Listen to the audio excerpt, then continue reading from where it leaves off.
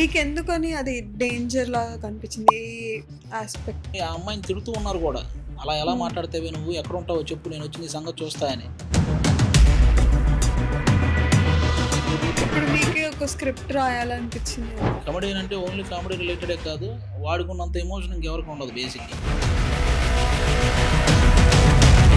But again దాన్ని మనం improvise చేసుకుని మనకు తగ్గట్టు యూజ్ చేసుకోగలుగుతాం కదా.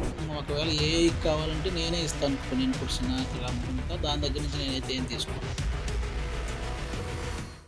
చిన్నప్పటి ఆది అంటే ఎలా ఉండేవారు? చిన్నగానే ఉంటాను.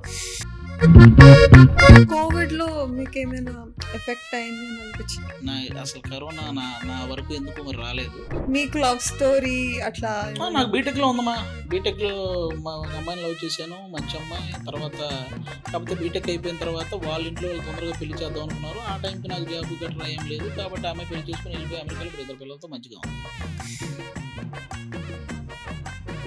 ఎవరు లైక్ ఒక కాస్ట్ అమ్మాయి ఇంకో కాస్ట్ అబ్బాయిని పెళ్లి చేసుకున్నాను అని చెప్పేసి చంపేశారు. కాస్ట్ వాళ్ళు ఆ కాస్ట్ వాళ్ళని పెళ్లి చేసుకోవడం ఏంటి అని చెప్పేసి. సో ఇలాంటివన్నీ జరుగుతూనే ఉన్నాయి, మనం అనుకుంటున్నాం కానీ.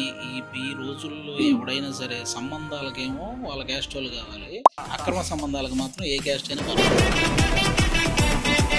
మీకు పాలిటిక్స్ అంటే ఇష్టం అని విన్నాం. అంటే నాకు తెలిసిన పాలిటిక్స్ ఓన్లీ పవన్ కళ్యాణ్ గారు. మనల్ని ఎవరు